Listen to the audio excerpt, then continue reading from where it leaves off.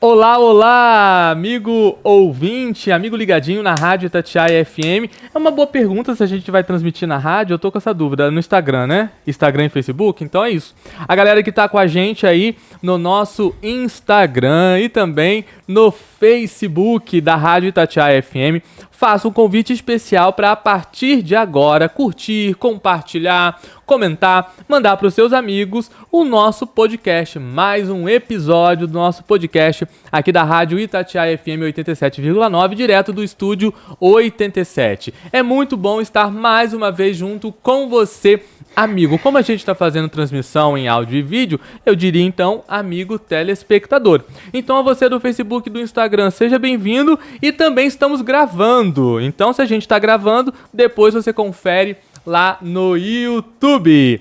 Seja bem-vindo, hoje eu vou falar com o nosso convidado muito especial, Felipe Mendonça, gestor do Parque Nacional do Itatiaia, ou como popularmente o pessoal fala, o chefe do parque. A gente estava comentando aqui nos bastidores, mas é assim que o pessoal está acostumado a chamar, não é isso mesmo, Felipe? Boa noite, seja bem-vindo. Prazer, Lucas, prazer estar aqui com vocês na Rádio Itatiaia, né, no podcast. E é um prazer estar aqui para conversar com a população, com vocês da rádio. Estou à disposição. A gente já está há um tempo tentando uma agenda. A gente esteve no Parque Nacional no início desse ano. Fizemos uma matéria mostrando as atrações, as novidades do Parque Nacional. Está recheado de novidade. Mas antes da gente falar sobre o Parque Nacional, tem muita gente que mora aqui em Itatiaia e não conhece tanto o parque. Eu quero que você se apresente um pouco para a galera que está acompanhando a gente. Quem é o Felipe Mendonça? Fala um pouquinho sobre você, para a gente poder conhecer um pouco mais. Legal. Então, sou natural de Volta Redonda. Aqui já tive... Mas hoje eu não tenho nem mais parentes em Volta Redonda, né? Então, meus parentes já moram em São Paulo, Santos, São José dos Campos. Eu, na verdade, sou servidor público, então, há 23 anos, inicialmente do IBAMA, depois do Instituto Chico Mendes de Conservação da Biodiversidade, que é o ICMBio, né? E então há 23 anos eu trabalho com gestão de unidades de conservação, né? Seja na Amazônia, no litoral, em Brasília, agora aqui no parque, né, do Itatiaia. Então, sou formado em geografia e estou há 2 anos e meio aqui no Parque Nacional, que é uma honra para mim, né? A gente está falando do primeiro Parque Nacional do Brasil, né, um marco na história do país, um marco na história da gestão ambiental pública, né, então esse sou eu. Não sei se ficou faltando alguma coisa. Não. Professor de geografia poderia ser também? Geografia, que já chique, já fui professor. Que chique, legal, Felipe, legal. Você falou ICMBio, a galera confunde muito, o pessoal não entende. Assim, de forma resumida, você trabalha para o ICMBio. O que é o ICMBio? Então, o ICMBio é o seguinte, até 2007 nós éramos IBAMA. A partir de 2007 houve a divisão. Então, a fiscalização, o licenciamento ambiental ficou com o IBAMA e o ICMBio ficou com a preservação das áreas protegidas no Brasil. Então, nós somos cerca de 344 unidades de conservação. Áreas protegidas no Brasil a gente chama de unidades de conservação da natureza. Então são 344, isso é impressionante, né? Quase 10% do território brasileiro são de unidades de conservação de proteção. Então, e aqui no Itatiaia foi o primeiro desses 344, hoje criado em 1937, esse ano a gente está completando 88 anos, e essas áreas protegidas, elas protegem belezas naturais no país fantásticas, né? Se você pensar em Cataratas do Iguaçu, é o Parque Nacional do Iguaçu, o Dedo de Deus, Parque Nacional da Serra dos Órgãos, até o Cristo Redentor está no Parque Nacional, que é o Parque Nacional da Tijuca, né? Fernando de Noronha, Parque Nacional de Fernando de Noronha, Jericoacoara, Parque Nacional de Jericoacoara. Então, diversas Lençóis Maranhenses, Parque Nacional dos Lençóis Maranhenses. Então a gente tem diversas belezas, né, riquezas desse país, são protegidas por unidades de conservação. E é esse que é o papel do ICMBio, de cuidar dessas áreas protegidas. Bacana, 88 anos de história e sendo o primeiro, agora já é um idoso, 88 anos já é um idoso, né? O primeiro parque nacional do Brasil. Aqui a gente carrega isso com muito orgulho. Porém, muita gente ainda não conhece, tem gente que tem... Eu mesmo nunca fui na parte alta, por exemplo. Moro aqui, nunca fui. É mesmo? Nunca fui. Então, tipo assim, tem muita gente que mora aqui na cidade, muita gente que nasceu aqui e ainda gostaria de conhecer um pouco mais sobre o Parque Nacional. Inclusive, em homenagem ao Parque Nacional, não sei se você, amigo telespectador, acompanhou, nossa luz está verde. Nós colocamos hoje o Estúdio Podcast verde para poder homenagear aí o Parque Nacional. Então, o que é um Parque Nacional? Antes da gente falar sobre o Parque Nacional do Itatiaia, como que funciona essa coisinha, diferença de Parque Nacional? É diferente de uma pracinha, né? Tipo assim, como as árvores. Fala o que é isso para que o amigo morador, principalmente quem mora aqui no entorno, Resende, Itatiaia, o outro lado de lá, né? Que a gente pega aqui vários estados, várias cidades, o pessoal dos outros estados, tanto Minas, São Paulo. Enfim, o que é um Parque Nacional do Itatiaia? Já embalando, falando sobre o que é o Parque Nacional. Legal. O Parque Nacional do Itatiaia, para vocês terem uma ideia, ele tem 28 mil hectares. Vamos pensar que 1 hectare é como se fosse um campo de futebol. Então, o Parque Nacional ele tem o tamanho de 28 mil campos de futebol. Ela é uma área delimitada para proteger os seus ecossistemas, a sua flora, a sua fauna, as suas águas. Então, é uma área de proteção desse meio ambiente. Mas não só isso. Também é uma área de uso, é uma área que pode ter visitação. O Parque Nacional, pesquisas científicas. O Parque Nacional do Itatiaia, ele nasceu muito com essa vocação, tanto da visitação, além de ser uma área de proteção, tanto para visitação, como também para pesquisas científicas. Né? Então, desde o seu decreto de criação lá em 1937, já falava de pesquisa, de visitação. Então, é uma área histórica no país. Né? A gente tem duas áreas muito diferentes. Aqui, perto de Itatiaia, nós temos a floresta atlântica, a Mata Atlântica, né? Essa floresta abundante, né? Que a gente vê. Mas também lá em cima, acima de 2.000, 2.400 metros de altitude, nós temos os campos de altitude, que é justamente onde também ficam as prateleiras, o Pico das Agulhas Negras, que é o ponto mais alto do estado do Rio de Janeiro. Então, o parque é muito diverso. Além da floresta, nós temos esses campos, e esses campos também é uma Mata Atlântica. Né? É uma fitofisionomia, é um ecossistema da Mata Atlântica. Então é isso, as áreas protegidas, os parques nacionais, são territórios de proteção muito com vocação para ser destinado à pesquisa também e também para visitação. Falou de pesquisa, eu lembrei que um dos nossos carros-chefes é a exploração dos pássaros, né? Como é que chama? Não é exploração, não, é observação das aves. Eu explorando os pobres passarinhos. É a observação das aves com várias espécies aqui. Assim, eu acho um charme isso, sabe? Se eu tivesse um binóculos, eu acho que eu ia lá para cima para poder ficar observando. A gente recebe visitantes, né, que chamamos birdwatchings. Tem até um nome chique, tá vendo? Os observadores de aves, né, a gente recebe do mundo todo. Então é uma área muito importante de observação de aves. Então, constantemente no parque tem essas pessoas que estão ali para observar as aves e, enfim, registrar. Então, ele é um público que o parque recebe. Então é isso. E no parque, para você ter uma ideia, a gente tem mais de 350 espécies de aves. Então é uma abundância muito grande. Né? Então, imagina, a Mata Atlântica, se você pegar o bioma Mata Atlântica, que vai desde lá do Rio Grande do Norte até o sul do país, hoje só resta 8%, 10% da área. Né? Então, qualquer área protegida dentro da Mata Atlântica é uma área muito valiosa. Falando né? também da fauna, desculpe te interromper, flora, fauna, então, são os animais e também as plantas, como você falou. Exatamente. Tem que ter toda essa proteção. Exatamente. E então ali tem muitas espécies que estão ameaçadas de extinção, que só acontecem ali. Né? Uma curiosidade que poucas pessoas sabem, lá no parque a gente tem o muriqui do sul, que é uma espécie de macaco que é o maior primata das Américas.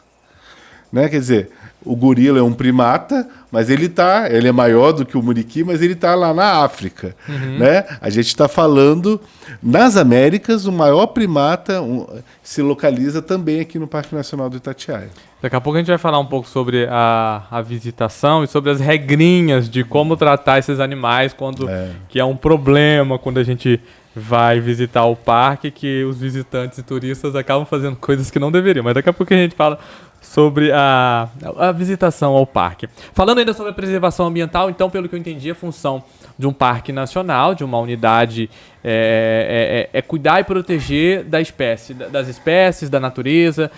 E como funciona, né? O Parque Nacional, como que faz para cuidar disso? Porque, como você falou, assim, são muitos hectares, tem a questão dos incêndios florestais, que é algo que hoje você liga lá o jornal, toda hora tem um incêndio florestal causado no Parque Nacional, infelizmente. Então, a gente sabe que o parque aqui já teve históricos há uns anos atrás, ano passado. Esse ano, há um mês atrás, teve no início do mês, na verdade, né? Enfim, são muitas áreas para poder cuidar. Como que o parque faz? E aí a gente já entra um pouco no tema da nossa entrevista, nos desafios da gestão. Como que o parque consegue, como o ICMBio consegue, como as empresas conseguem fazer para cuidar de tudo isso? Olha, assim, é um desafio, porque muitas vezes a gente trabalha numa condição não necessariamente a mais adequada, né? Então se você for pegar todas as unidades de conservação do Brasil, do Sistema Nacional de Unidades de Conservação, é muito presente a carência, né? Seja de servidor, seja de meios para trabalhar. Aqui no Itatiaia a gente tem uma situação bastante privilegiada, eu diria. A gente tem uma grande equipe, nós somos do ICMBio, entre terceirizados, servidores, os brigadistas, os atas, tudo, nós somos cerca de 80 pessoas, né? Tanto aqui na parte baixa como na parte alta. Enfim, então a gente tem uma situação muito, de certa forma, se comparado com outras unidades, muito grande. E essa turma toda, o que ela faz? A gente tem o papel de proteger e de manter esse espaço protegido, né? Então, por exemplo, quando a gente abre para visitação, nós temos todo um trabalho de manejo das cachoeiras, manejo das trilhas, para que, quando o visitante passar, ele não cause um impacto que poderia causar numa trilha, por exemplo, não manejar, que não há o trabalho de organização, de manutenção daquele espaço, né? Então, para você ter uma ideia, lá no parque a gente tem mais de 130 quilômetros de trilhas, né? Manejadas, cuidadas, limpas, né? Tem todo um serviço também de engenharia mesmo para manter esses espaços, né? Então, tanto na parte alta como na parte baixa, é por volta de 130 quilômetros de trilhas. Uma vez eu fiquei numa trilha, quase me perdi. Eu cismei de ir com um grupo de amigos sem um guia e entrei numa trilha. Mas na parte baixa aqui mesmo, né? Nenhuma trilha desafiadora. Lembrando que para ir em algumas áreas precisa de guia. Mas eu cismei a gente pegou uma trilha de um lugar até o outro, a gente ficou quase 1h30 sem sair da trilha e não sabia sair da trilha. Mas graças a Deus, deu certo. Saiu. Tá aqui agora. Estamos aqui para contar a história. Mas continua, você estava falando então dos desafios, deu o exemplo, né, da manutenção, da quantidade de trilhas. Tem todo também um trabalho de proteção, de fiscalização, né? O parque já teve muitos problemas de carvão, de extração ilegal de carvão. Isso décadas atrás, né? Já tivemos muitos problemas também de caça, de palmito, mas esses problemas, que bom que diminuíram bastante atualmente, né? E eu acho que um dos grandes desafios hoje nosso de proteção realmente é os incêndios florestais. Como que funciona? Conta pra gente, como funciona um incêndio florestal, infelizmente quando acontece, como que o parque, como que é feita a articulação, como que é acionado, né, esse plano de contingência? Então, aqui no parque a gente uma característica muito importante, que nós temos câmeras de monitoramento. Ou seja, a gente consegue detectar, principalmente lá na parte alta, né, nos campos, a gente consegue detectar quando o fogo começa. né? Os primeiros indícios que tem um fogo, uma fumaça, tudo, a gente consegue identificar logo no início.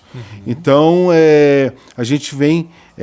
isso, né? Nós temos uma sala de monitoramento, onde nós acompanhamos essas ocorrências e, uma vez identificada, nós acionamos nossos brigadistas que vão imediatamente para o local. Então, o uso dessas câmeras foi um ganho formidável, porque a gente consegue chegar rápido, a gente consegue chegar no início, então isso vem representando ao longo dos anos uma diminuição da área afetada por fogo no parque, né? Uma resposta rápida. Uma resposta rápida, você está no início, então você consegue reduzir o dano para o parque. Então isso é um ganho fantástico para a conservação, né? Então, principalmente, muito suscetível, né, os campos de altitude.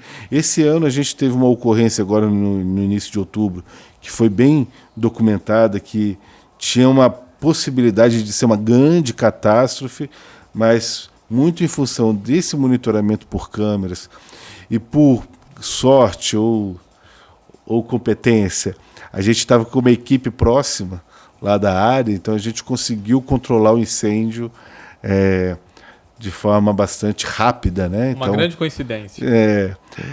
Tem também competência nisso tudo, né? Uma grande coincidência junto com competência. E aí eu falo que é de trabalho, né? De uma grande equipe que está pensando isso, que está nesse cuidado com o parque. Aí agora você pode falar. E o chato do Lucas da rádio mandando mensagem para mim, querendo ter informações, porque eu saí daqui da cidade e olhei lá pro parque e vi uma nuvem diferente. Aí eu tava com um amigo meu, um abraço, Gustavo. Aí aquela nuvem não é nuvem de nuvem. Aí eu peguei o celular, olha como o Felipe é atencioso. Olá, diretor, tudo bem? Tá tendo alguma ocorrência de incêndio no Parque Nacional do Itatiaia? Aí o Felipe me respondeu na mesma hora. Lucas, a gente já está controlando. Já estou mandando a nota, né? o release, a nota à imprensa. Obrigado, Felipe. E aí passou uns 10 minutinhos, o Felipe mandou a nota. Então tinha uma equipe próxima que conseguiu conter. Infelizmente, ano passado tivemos aquela ocorrência do Exército, que foi uma câmera, inclusive, que teve uma investigação, uma questão. Ou seja, realmente são muitas tarefas para poucos operários, né? Pois é. Conta com a ajuda também de outros bombeiros, enfim, como é que funciona isso? A gente tem muito apoio, né? De várias ONGs, né? SOS Mata Atlântica é uma parceira de primeira hora. A TNC também nessa agenda do fogo é uma parceira fantástica, né? Nos ajudou a estabelecer essa estratégia das câmeras. Temos muitos parceiros da sociedade. Inclusive, a gente tem uma câmera que passa 24 horas. Então, eu tô nela aqui, mas ela tá carregando. Eu não coloquei na tela, porque eu ia exatamente colocar ela. Mas dá uma recuada no tempo. Tá carregando aqui. Você consegue recuar no tempo? É porque deve estar escuro já, né? Isso, já tá escuro. Eu tô tentando ver aqui. Eu tive essa ideia também. Tá vendo, Felipe? A gente pensou junto. Aí eu acho que ela foi pro céu. Agora aqui eu consegui pegar um pedacinho. É uma coisa que inclusive, vem... Você consegue compartilhar na TV? Eu vou pôr na tela. Tá. Inclusive, na verdade, não é isso, Felipe, é porque tá com nuvem lá em cima. É uma nuvem passando. Muito, só. tá. Não, o tempo tá muito fechado lá. Hoje o tempo teve muito fechado. Enfim, se você quiser partilhar, não sei se é possível. Isso é muito legal. Se eu apertar o YouTube essa câmera, ela é 24 horas, né? Então a gente tem todo um... ela tem uma dupla missão, né, que é de monitorar incêndios e também de apresentar o parque para todo mundo, né? Tá escrito ali, Parque Nacional. Tá... Eu já deixei na agulha. Danado. Aí, ó. Essa Parque página. Nacional. Isso aí mesmo. Então, antes de entrar, vamos ver. Aí, ao vivo. Só não sei se eu vou conseguir. Então, aí pelo que eu entendi, tem uma nuvem parada em cima da câmera. Isso. E aí, quando eu voltei aqui, vamos ver se eu consigo voltar um pouco. Consegue voltar aí? Essa câmera, inclusive, tá ao vivo, tá, amigo ouvinte? Só pra você acompanhar a gente. Deixa eu ver se eu vou aparecer a régua. Aqui a régua. Consegui? É porque a imagem a live é grande, né? Ela é grande, essa câmera tá... É uma live contínua. Deixa eu voltar até o dia. Vamos ver, o dia aqui. todo, o dia todo, acho que O dia todo estava muito difícil de visualizar. Tem uma nuvem. Então, né, pelo que eu olhei aqui no celular, enquanto o Felipe tava falando, tinha uma nuvem passando literalmente em cima da câmera. A gente fica acompanhando isso, vendo o termômetro. Eu acho muito divertido. No inverno. Essa ideia da câmera é uma novidade. É uma das novidades. Sim. Foi desde o ano passado que a gente tem essa câmera que fica 24 horas na página do parque, no YouTube, né? Qualquer pessoa pode acessar o parque. Qualquer pessoa pode acessar. Como que é a página, Felipe? Qual é? Parque Nacional do Itatiaia? @ né, Parque do Itatiaia. Então é só colocar ali no YouTube, né, a página. Se você colocar um pouquinho para frente, eu acho que mostrou alguma cena ali, ó. Aí, ó. Ali a gente consegue visualizar aqui o camping, a entrada da parte alta, né, que é o camping novo que vai ser inaugurado agora em breve, em alguns próximos dias. Aqui a estrada, né, que segue para a parte alta e logo depois vai apontar para as agulhas negras. A gente uma vez ficou postando se ficava alguém controlando a câmera ou se era um movimento automático. É automático, é uma ronda automática que coloca.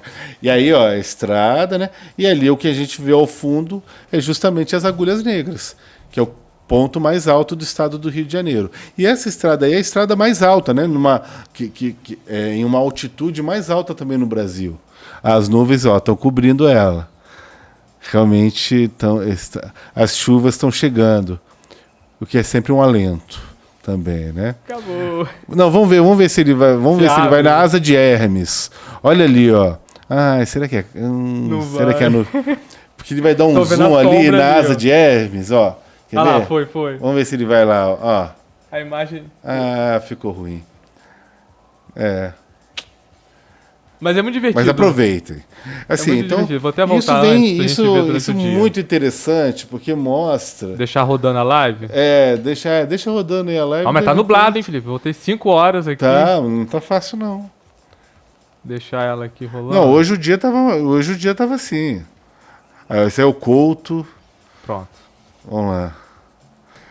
Aí, ó, lá as agulhas. Deixa eu rodar. Tava... volta um pouquinho só. Será que ele pega um pedacinho? Eu acho que volta um pouquinho que eu acho que vai lá na asa de Hermes. Aí, ó, deixa aí. Aqui, vamos iniciar o caminho. Então essa câmera, ela tá dentro de uma antena, tá mais ou menos a uns 2.500 metros de altitude, né? Então ela também é a câmera mais alta, né, no país, com esse monitoramento em 24 horas. Então ele tem muito esse papel de orientar os visitantes, para ver como é que está o tempo, dá para ir, não dá para ir, né? Os condutores utilizam muito essas câmeras para saber como é que está o dia, né?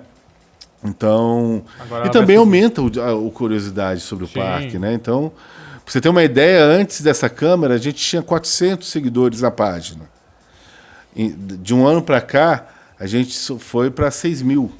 Seguidores só no YouTube. Só no YouTube. Então, e no inverno, todo mundo fica aí de olho para ver se pega o -9, -10, né, a temperatura. Esse daí é o Couto, é o Morro do Couto, né? Que é o 8º ponto mais alto do país também. Então, é um acesso bem tranquilo aí o Morro do Couto. Eu recomendo para quem é novato da parte alta. Pode ser que... Na parte alta, a gente também recomenda muito ir seguir com guias, né? Com condutores de visitantes. A gente tem cerca de uns 40 condutores de visitantes cadastrados, né? E é isso. E aí, abaixo das nuvens aí está a Dutra. Você vê todo o Vale do Paraíba, né? Você vê ali Queluz, vê Cruzeiro... Então tem o bacana é que no inverno, com o céu claro, você conseguia ver. Mesmo à noite. À noite, você vê as luzes da cidade, com certeza. Muito legal mesmo. Com certeza. Felipe, então, falando agora um pouco, você falou já entrando na parte alta das atrações do parque. Como que funciona essa parte, né? O pessoal que quer visitar, conhecer a parte alta, já que a gente está mostrando a câmera. Como que funciona isso? Tem que fazer agenda, tem que... enfim, como é que é isso? A parte de visitação da parte alta e também os cuidados, né? As orientações para quem está curioso, quem quer conhecer. É um ambiente muito diferente do parque daqui de Itatiaia, né? Então você vai por Engenheiro Passos, né? Você segue a Dutra aqui, chega em Engenheiro Passos, sobe até a Garganta do Registro. E na Garganta do Registro, você entra para o parque. E ali você pega uns 13 quilômetros de estrada de terra até chegar à parte alta. E ali é um ambiente muito diferente, né? Então, tem muita caminhada, de muitas trilhas. Montanhista adora, né? Então, criança também, muitas crianças agora. Mas é um ambiente realmente bem diferente. Então, é muito importante estar protegido do frio, né? Se for para trilhas, tem trilhas, por exemplo, que tem limite. Para as agulhas negras, são 80 vagas por dia. Então tem um limite também, um limite ambiental, né, dessas áreas. As prateleiras também, que é uma montanha do parque, também tem esse limite. Então, a gente entende, não é obrigatório o uso de condutores, mas na parte alta, dependendo para onde você for, é sempre recomendável ter um condutor que conheça a área, né? E a gente fala muito isso para o visitante, do cuidado, né? Você está entrando num parque nacional de quase 100 anos, né? Do respeito que a gente precisa ter por esse espaço, né? Então, a questão de sujeira, lixo, tem muito desse cuidado de... Entrou na trilha? Trouxe. Levou, trouxe. Então, a gente tem até o programa Parque Limpo, né? Que traz essas boas práticas de visitação, né? O cuidado, não utilizar fogareiro fora das áreas... permitidas, né? Geralmente o fogareiro é só nas áreas de camping. Então, não utilizar fogareiro no cume das montanhas, tudo. A gente teve já ocorrências de incêndio por causa disso. Sinal de celular não pega, né? Então... Em alguns trechos pegam. Em alguns trechos até lá. Mas assim, tem que ter muito cuidado também de comunicação. Todo mundo que entra no parque avisa na portaria para onde está indo. Uhum. Então, todo mundo... Então, hoje os nossos colegas, né, da nossa concessionária, a Parquetu, eles têm clareza de quem foi para onde e quando for embora, registra. Olha, saiu. Se não saiu é porque ficou. Então aí temos um problema, vamos ter que ir atrás. Teve um caso recente de um casal de turistas, não teve? Na verdade, 3 turistas que se perderam. Ali, ó, asa de Hermes. Essa pedra toda pontiaguda chama asa de Hermes. É muito curiosa ela lá na parte alta. É linda, linda, linda. Não conhecia. O acesso também não é muito difícil chegar lá. Mas é isso. Então, nós tivemos... Vou pedir para você puxar um pouquinho o microfone. Ah, tá. Não obedeceu as orientações da portaria e se perdeu. Mas então, foi encontrado, se não me engano, na madrugada, né, do mesmo dia. Foi encontrado na madrugada, mas mobilizou. Tava frio. Lembrando que a temperatura de lá é diferente daqui. Eles chegaram a pegar -9. Não é como aqui. Então eles pegaram, assim, correram muitos riscos. Então mobilizou bombeiros, helicóptero. Então, assim, isso tudo... olha o risco que eles correram, né? E o que eles mobilizaram. Então, assim, tem que ter um cuidado muito grande, né? Seguir as orientações que é dadas a eles na entrada do parque. Não pode trazer coisinhas, né? Nem plantinha, nem pedrinha, nem nada disso, né? Não tem. E como funciona a parte alta? Funciona todo dia? Qual é o horário? Todo dia, de segunda a segunda, a parte alta, abre às 7 horas e vai até no máximo ali até às 18 horas. E agora falando da parte baixa, as novas atrações, eu sei que teve inauguração nesses últimos tempos aí, tivemos novas cachoeiras, umas coisas muito legais. Fala um pouquinho pra gente sobre o Parque Nacional do Itatiaia, já mandando um abraço pra todo mundo que trabalha lá e mandando um abraço pro pessoal do museu também, que a gente vou falar também sobre o museu. É o centro de visitantes, né? Centro de visitantes, o pessoal conhece como museu. Olha, aqui para morador de Itatiaia, Resende, Bocaina de Minas, Itamonte, o valor da entrada também é um valor bem abaixo, né? O valor da entrada, para vocês terem uma ideia, é R$4, R$4,40.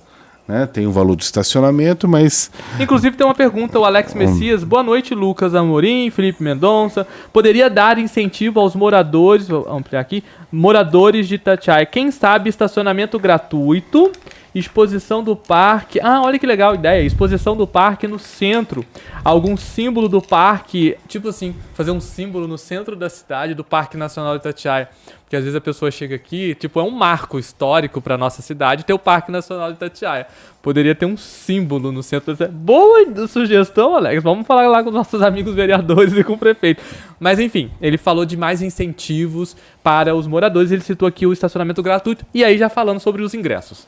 Pois é, para esses moradores aqui do município, onde tem o parque, tem área, o ingresso deixa de ser de 40, tem 90% de desconto. Então deixou de ser de R$ 44, é R$ 4. Para outros moradores é 44. Então, isso já é um baita desconto, né? E também realmente tem um valor do estacionamento que a gente não consegue dar esse desconto. Ele é comandado pela nossa concessionária, né, que nos apoia lá na gestão da visitação. Mas a gente tem uma relação muito próxima com as escolas aqui de Itatiaia, fazendo diversas ações de educação, de aproximação mesmo com a população, né? Diversas agendas foram realizadas esse ano em parceria com a prefeitura. Então a gente está numa relação muito estreita com a prefeitura, as coisas acontecendo. Para você ter uma ideia, até esse mês de outubro a gente já recebeu entre alunos e professores mais de 3.800, só ao longo desse ano de 2025, né? Atendendo mais de 90 escolas. Então, o Parque Nacional é uma área também, não só uma área de conservação, mas também um espaço de educação, né? Um espaço pedagógico. Então, e é muito comum aqui em Itatiaia também, quem está nos vendo com certeza vai saber, muita gente fala assim, já fui lá no parque, mas quando eu fui com a escola, sabe, nunca mais voltei. Nunca mais voltei. Então você vê muitos exemplos de gente que foi lá com a escola e que volta hoje com 30, 20, 30, 40 anos.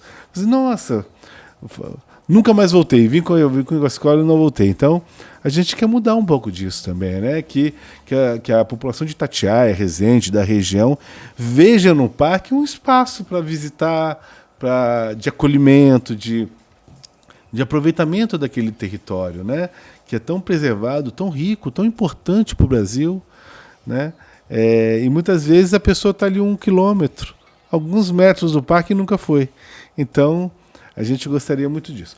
E a parte baixa a gente vem avançando muito numa agenda, Lucas, que é tanto no manejo das trilhas, também como uma agenda de acessibilidade.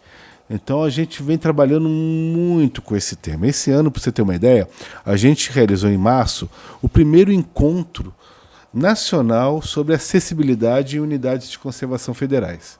Então, a gente reuniu diversas unidades de conservação, diversas áreas protegidas do Brasil todo, para debater.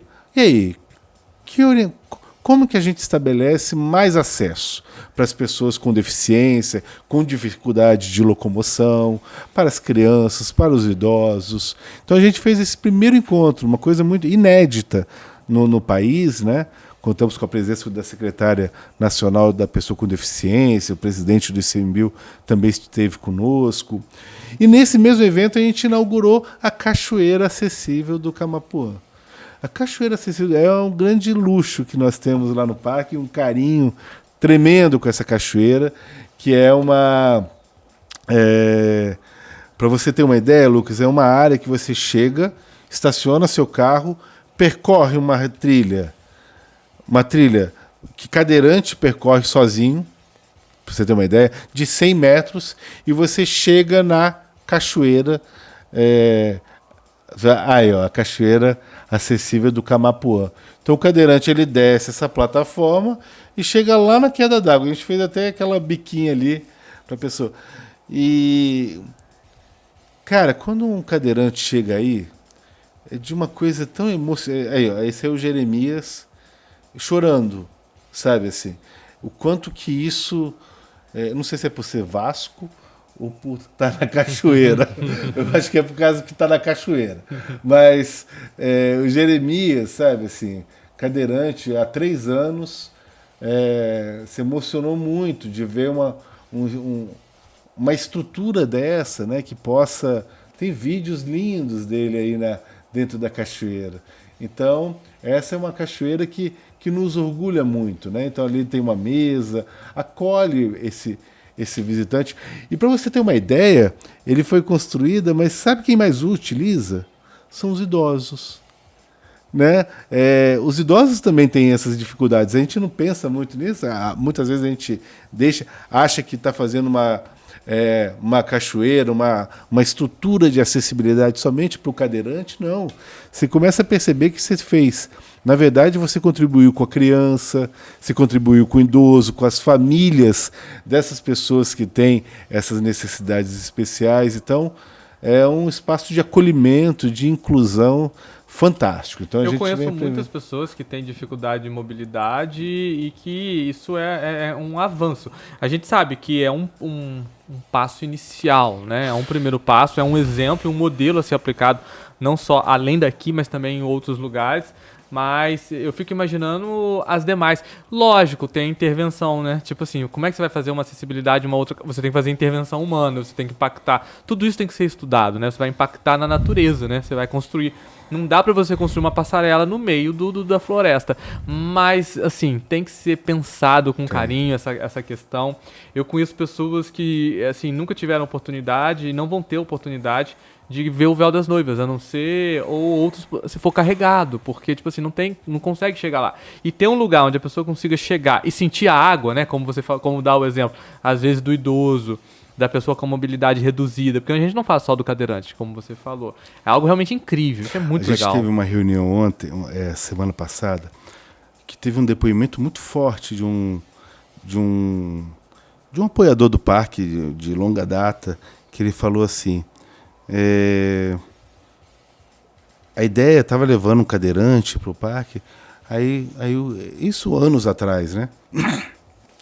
Aí a pessoa falou para ele, mas o que ele vai fazer lá? Né? Cara, quando ele falou aqui para mim, nossa, é forte isso, né? Mas o que ele vai fazer lá? Sabe, por que vai se atrever a ir para uma área natural onde ele vai precisar de ajuda, vai precisar, sabe assim... como isso é forte, né? Como isso também, assim, as pessoas, né, cada vez mais precisam se preparar para esse tipo de coisa, né? Então, uma sugestão, Felipe, eu sei que eu acho que nem é tão viável, mas é fazer uma sala sensorial no centro de visitantes, mas uma sala sensorial mesmo, sabe? Assim, com esguicho de uma nuvenzinha de água. Você falou do que fazer, né? Cara, a sensação, você amigo turista que já teve a oportunidade de conhecer, quando você chega perto da cachoeira e ela joga aquele esguicho de água no seu rosto, você sente a umidade do ar mais presente. Então, tipo assim, eu acho que poderia fazer uma sugestão, uma sala sensorial no parque, no centro de visitantes, mas uma sala mais sensorial, com terra, com pedra, com água, esguicho de água, hoje em dia tem tanta tela multimídia, né? Com uma tela multilímero mostrando a cachoeira. Sim. Enfim, uma humilde sugestão porque tem pessoas que ainda assim não vão conseguir chegar, mas se elas tivessem um pouquinho mais de acesso... A gente ainda não tem essa água esguichando. Mas no centro de visitante a gente tem um bosque sensorial, que é justamente para passar, sentir a terra, né, pelo tato, pelo cheiro, pela audição, pela visão ali, um espaço realmente de acolhimento do cadeirante, da pessoa com dificuldade, para ter esse espaço de sensação. E a gente tem uma sala sensorial no parque. Eu já vi de lá. Vídeos, mas geralmente é vídeos, né? Vídeo mas podemos e som. Melhorar. É vista e som. Podemos melhorar. Podemos melhorar. Porque é um ambiente controlado, dá para poder fazer, um ambiente controlado. Mas esse ano também, uma agenda muito legal, depois desse momento do encontro da cachoeira, nós fizemos em junho, para comemorar os 88 anos do parque, entre abril, maio e junho, o caminho acessível do voluntariado. É um trecho que liga o centro de visitante até a lanchonete ali do Lago Azul. Um trecho de mais ou menos uns 70 metros, ao longo da floresta, mas é um trecho que até então o cadeirante não ia na lanchonete. Não dava para ir. O idoso reclamava muito que o piso era muito irregular. Então a gente construiu com o apoio dos voluntários. Isso é uma agenda muito legal, porque toda quarta-feira, Lucas, lá no Brasil... Hoje é quarta? Terça. Hoje é terça, amanhã vai ter. Tá que nem eu, confundindo as datas? Agenda. Toda quarta-feira voluntários nos ajudam no manejo da trilha. Então, essa trilha acessível do voluntariado foi feito com o apoio dos voluntários. Eles ajudaram a gente a fazer o piso, o corrimão, tudo. Então, a gente é mais um espaço de acessibilidade, né? E agora, desculpa, eu vi que você ia falar, mas eu vou te cortar. Agora, a gente está fazendo um parquinho também naturalizado no centro de visitante. Então, a gente não tinha um espaço no parque de acolhimento da criança, né? Ou era cachoeira, ou era trilha, ou lá no centro de visitante, né? Que é um espaço de... Tem jogos interativos com criança. Mas lá no centro, a gente agora fez um parquinho naturalizado, onde a gente vai ter, inclusive, um balanço para cadeirante. Olha só. Né? Um balanço adaptado para cadeirante. Então, é muito reflexo disso, né? Dessa preocupação com a acessibilidade. Né? Então, aos pouquinhos a gente vai mostrando. E uma coisa que a gente está querendo trazer também, aí já é um plano para o próximo ano, que é trazer acessibilidade também para a região do Abrigo Rebouças, que é lá na parte alta. Então, como que eu permitiria, como que a gente consegue dar ao idoso, ao cadeirante, à pessoa com dificuldade de locomoção, um pouco da experiência do que é a parte alta.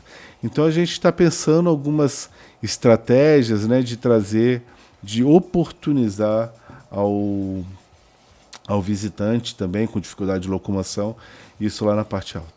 Um abraço para Maia Lu e acompanhando a gente. Boa noite, Lucas. Boa noite, Felipe. Estou compartilhando aqui nos grupos. Um abraço. Maia Lu, é assim que tá o nome dela. Um abraço. Felipe, teve alguma curiosidade no centro de visitantes? Alguma coisa engraçada que alguém tenha esquecido? Alguma coisa que os turistas sempre acabam fazendo? Enfim, o que você compartilha pra gente lá do centro de visitantes? Que é a parte mais movimentada, né? É a porta de entrada da parte de baixo. O centro de visitante nosso é um prédio da década de 40. Então, é um espaço cenário da novela A Viagem. É cenário da novela A Viagem, realmente. Está passando agora. Está passando agora, exatamente. Exato. Isso na década de 90, nossa, muito tempo atrás. Né? Aquela cachoeira Itupi que você foi, também parecia na novela, não sei se você percebeu. Não. Aquela cachoeira Itupi, da onde tem, era também parte da apareceu na novela. Que maneiro, não sabia. Mas depois a gente olha, depois a gente vê. Que legal. O centro de visitante tem um espaço que todo mundo aqui também chama de museu, né? Uhum. Então tem uma exposição muito grande lá, falando de montanhismo, falando das aves, falando dos animais do parque, coleções botânicas fantásticas. Então é um espaço de educação muito grande, né? É ali que a gente faz o acolhimento, inclusive.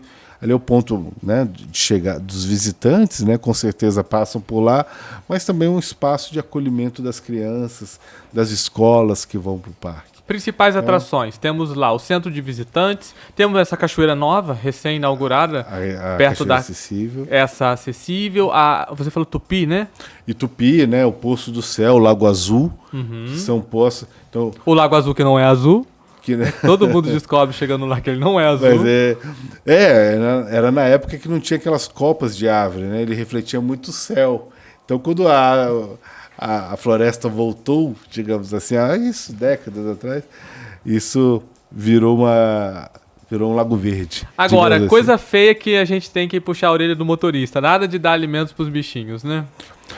Rapaz, isso já foi um problema muito grande, cada vez menos agora, quero acreditar. Então, assim, a gente vem vendo poucas ocorrências disso, mas realmente vem para o parque, não alimenta os animais, não questão do lixo é muito importante, lixo no lixo. Então, é muito importante a gente não criar esse hábito, né? Principalmente nos macacos que ficam mais próximos da gente, mas não só os macacos. Lá na parte alta tinha um caso com o lobo-guará, que também ia atrás muito da comida do ser humano. Então é importante a gente ter esse cuidado de não alimentar e o cuidado com o lixo. E para o amigo mais animado que gosta de nadar, que gosta de pular pedra, quais são as orientações, Felipe? Olha, eu acho que primeiro saber até onde pode ir, né? Então nem em todos os lugares que a gente vai ter uma monitoria, um atendimento imediato, né? Então saber das suas condições físicas para fazer isso, muito cuidado, né? com cabeças d'água. Quando começa a chover muito, lá na parte alta, a gente fecha as cachoeiras para evitar questões de cabeças d'água, né? Então tem toda uma gestão disso que a gente tenta se proteger. Mas aí também vai muito também do juízo do visitante, né? Do juízo do visitante também para se cuidar. Eu achei muito legal, a gente tava numa cachoeira, o monitor foi lá, tava dando a hora, tipo assim, acho que era umas 16h50, 16h40, o monitor foi lá, a gente tava já saindo, né? Aí o monitor, olá, tudo bem? Tem mais alguém? Mais à frente? A gente tem mais um casal e tal, não sei o quê. Aí o monitor foi, tava com uma prancheta na mão e tal lá, achei bacana. Nunca tinha acontecido isso, tá? Foi a primeira vez que isso aconteceu recente. Achei isso muito legal, porque esse controle é muito difícil. Eu sou a favor de que quando a pessoa entrar, colocarem uma pulseira com um sensor de satélite. Se a pessoa fizer arte, você sabe onde ela tá, né? Liga um rádio lá, uma coisa assim, bem elaborante. Felipe, tem um outro assunto muito importante, que ontem tivemos uma audiência pública, o relacionamento do parque com os moradores. Nós temos lá áreas, propriedades. Isso é um assunto que já tem sido debatido há muito tempo na nossa cidade, na nossa região. Teve essa audiência pública ontem lá. Como que tá esse relacionamento com os moradores lá do parque do Itatiaia, essa questão? Olha, é isso, né? Todo parque ele precisa ser público. Todo parque nacional precisa ser público. Toda área, se não é público, o governo precisa paulatinamente comprando as áreas dos proprietários, dos legítimos proprietários que tiverem na área, enfim, que o parque se torne de fato público, né? Nós não temos invasores no parque, então isso é muito importante dizer, mas nós temos diversos moradores que ainda moram no parque, né, há 88 anos. Hoje nós temos no parque 60% dele já é de área pública, né? Esses 40% é que a gente vem avançando no trabalho, né, de torná-los públicos. Para você ter uma ideia, nos últimos 15 anos já foram adquiridas algo em torno de 3.500 hectares. 3.500 campos de futebol, né, do tamanho, né, de áreas protegidas, de áreas particulares que se transformaram públicas. A Itupi, Espelho do Céu, como eu te falei, eram áreas privadas que ninguém entrava. Então agora os visitantes entram. Então, assim, isso gera um certo descontentamento dos moradores que gostariam de permanecer, tudo. Mas a gente entende que a característica daquela ocupação hoje no parque, todos, né? A maior parte dos moradores ela não moram lá, né? Se você for ver, muitos colocam para aluguel, para Airbnb. Então, nós temos alguns moradores legítimos, né? Donos da área e que moram lá, mas a maior parte não moram nos grandes centros, né? Então, você não tem como não continuar fazendo o processo de regularização fundiária dentro dos parâmetros legais, né? Então, isso tudo é regado por lei e tudo, né?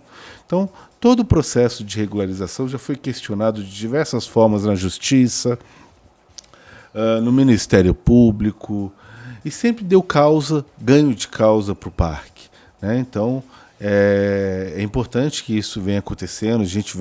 Acabamos de adquirir uma área, por exemplo, de 14 hectares lá dentro da parte baixa, né? Uma área grande, 14 hectares para a parte baixa é uma área bastante grande. Então, a gente acabou de adquirir uma área lá bacana, né, que agora transforma-se em público. Agora a gente vai ver como utilizar aquela área, né? Mas na maior parte a gente vai ter que providenciar a demolição para o retorno da vegetação, né? E geralmente são os valores de mercado que são oferecidos para o morador. Se eles aceitarem, legal, o processo é mais rápido. Se não, aí é um caminho judicial, né? Que pode demorar anos, tudo. Então, a gente tem muito respeito pelos moradores lá, mas ao mesmo tempo a gente tem que cumprir o nosso papel, né? De regularização, do avanço dessa regularização fundiária, né? Bacana. Felipe, a gente ainda tem uns últimos minutinhos. Eu queria dedicar para você deixar uma mensagem, né? A gente sabe da relevância do Parque Nacional não só para a questão ambiental, mas para a tradição, para a cultura da nossa região.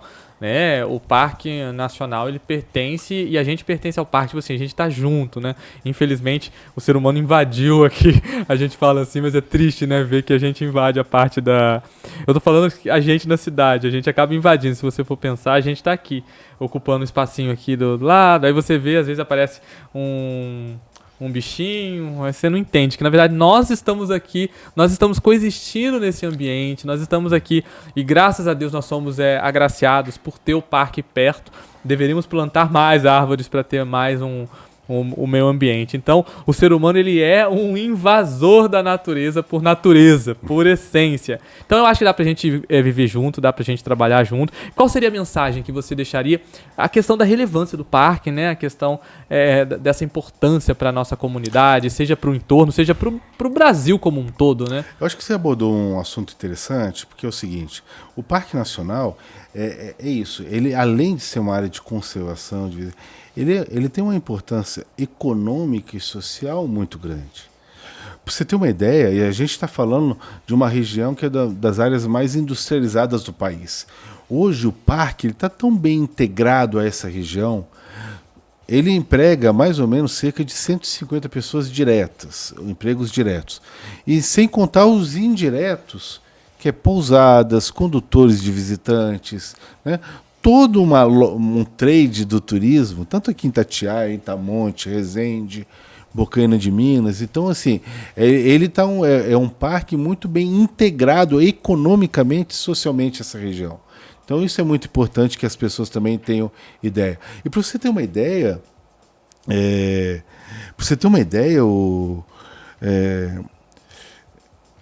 Lucas, o parque ele arrecada algo em torno de 3,5 milhões de ICMS ecológico para Itatiaia.